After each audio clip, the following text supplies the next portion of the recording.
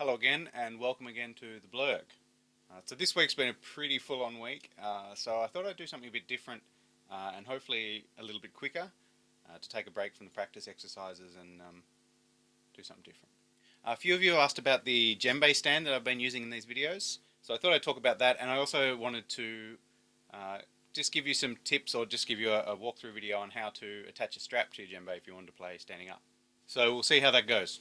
First things first, Djembe stands. It's coming up to the holiday season and the exploitation and consumerism of capitalism is in full flight. So I thought what better way to get involved than buying drum gear. It's one way to deal with it. So this stand that I've been using is made by a company called Gibraltar. From my experience playing drum kit and using drum hardware and stuff, and also when I bought this stand I tried a few stands and had a look around. Gibraltar hardware is generally really good, and this was the sort of strongest, heaviest, sturdiest stand I could find.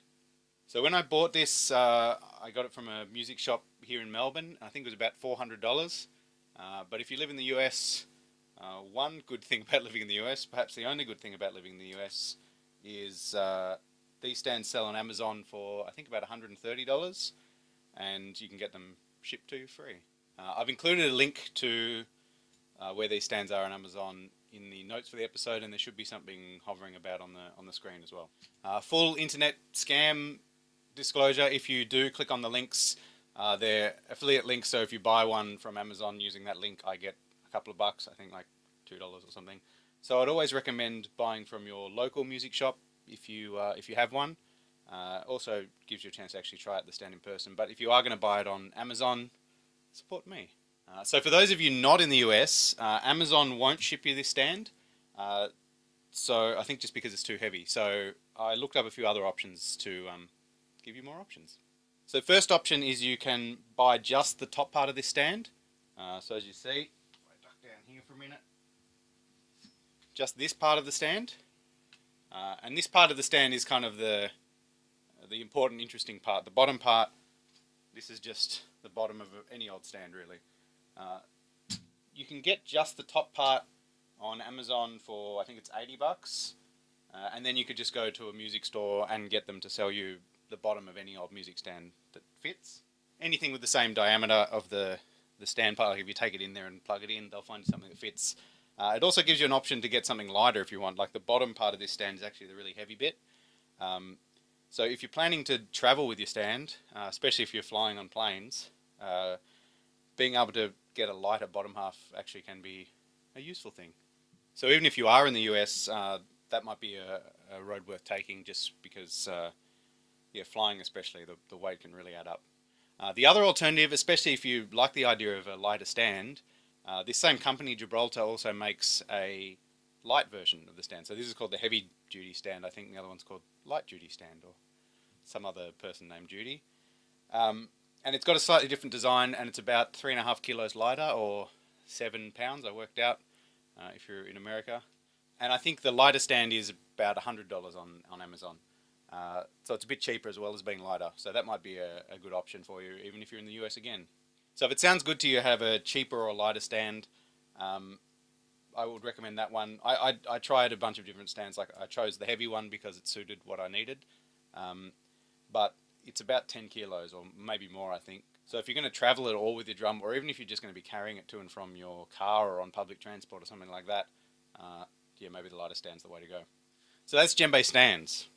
In the meantime, before you've got a Djembe stand, if you want to play standing up, and I'm sure you've seen it if you've looked at videos, you can also just use a piece of material to make a strap around your drum and kind of harness it to yourself. You can make sort of pre-made harnesses with padding and stuff. I've never really tried them, but you're welcome to try them out. What I was going to show you today was how to just, one way to make a strap attached to your drum so you can play standing up. And there are multiple ways of doing this. This is just one way that I'm going to show you. And I'm not quite sure how I'm going to go filming this, so we'll see how we go, step by step. So first you need a piece of material to use as a strap. On this drum I've already attached strap, but that's what I've got. It's a couple of inches thick. I'd recommend getting thicker the better, like 4 inches or so would be good, like a seatbelt width. the thicker the strap is, it just means it won't cut into your shoulders as much. If you get a thin strap, it'll actually hurt you and cut into you, which is generally not good. Places to try and get a strap, I think I got this strap just from like a sewing shop. So if you've got somewhere that sells material and things like that, they'll probably be able to help you out. And in terms of length, the general rule is you want twice, as long as twice your height. So pretty much if you get a 4-meter strap or a 13-foot strap, that should work for pretty much anyone. Yeah, or twice your arm span, that's the same thing. So the first step is to thread your strap. So your strap should just be a big long piece of material. This one's already looped in, so I'm going to have to sort of pretend if I twist this around. So you just loop it through the strings, the vertical strings, tightening strings of your drum. I hope you can see that. Loop it through, and generally you want to loop it through on the vertical, through a couple of the vertical ropes, and you want to do it so that you should have a line down your drum. You probably have a line down your drum. That line's the goat's spine that sacrificed itself for your musical enjoyment. And as a general rule, you want the spine to be going down the drum. Like if you're playing from here, the line should be pointing away from you. And the reason for that is that the spine's the thickest part of the goat skin, and if your hands are playing on either side of it, they're playing on similarly thick parts of the skin. Whereas if you're playing here or here, the thickness of the skin might vary. But if that sort of doesn't make sense or sounds like nonsense, it also just looks better if the line's going straight. So do that.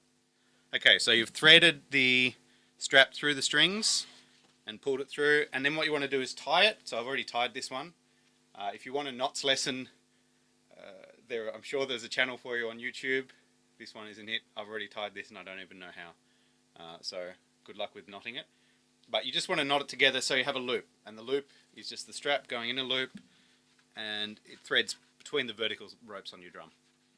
Now this next bit, it's easiest if you put the drum on the ground. So I'm going to put the drum on the ground and then move the camera around and then see if I can show you how to do it.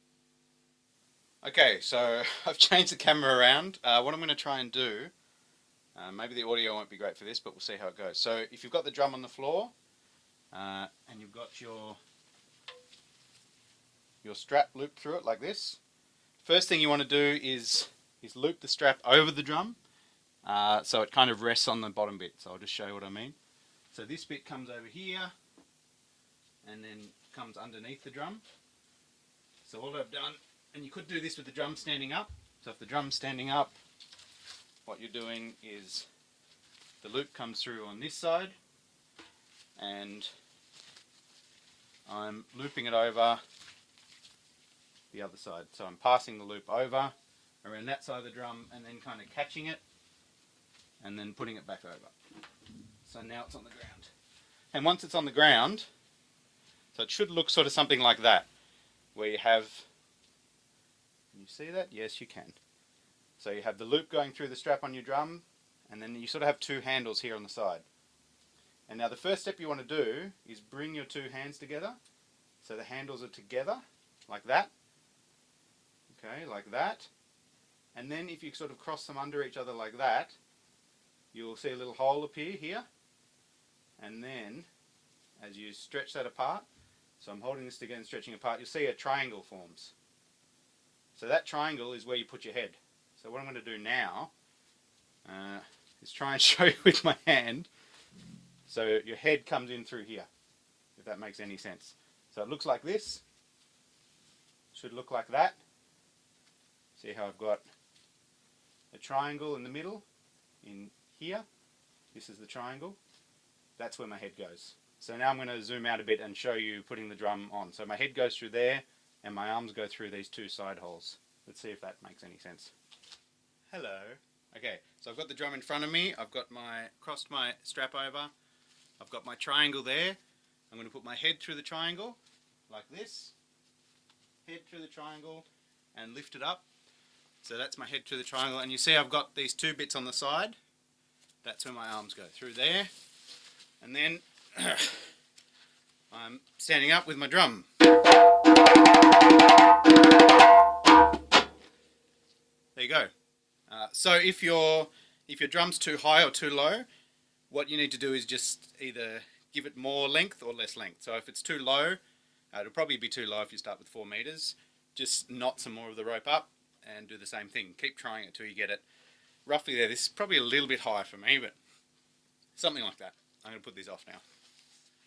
So I hope that worked. I don't know how good the sound's going to be on this episode either, but apologies if it's not great. It might be a bit buzzy or something, but I'm sure you'll be alright. So you can use that strap technique to connect yourself to your drum, both physically and spiritually. It was a bit tricky to work out how to express it in a video, especially with the kind of limited setup I'm using. But hopefully that made sense. If you have any questions or if anything didn't make sense, please just get in touch with me and let me know, and I'll try and help. So that's it for this week. Djembe Stands and Straps. How exciting. See you next week. Thanks for watching the African Drumming Online Blergh. If you have any feedback, suggestions or requests for future Blergh topics, please send me an email at jacob@africandrummingonline.com. If you're not already an African Drumming Online member, you can join up free to get access to all our drumming videos at africandrummingonline.com. Thanks very much.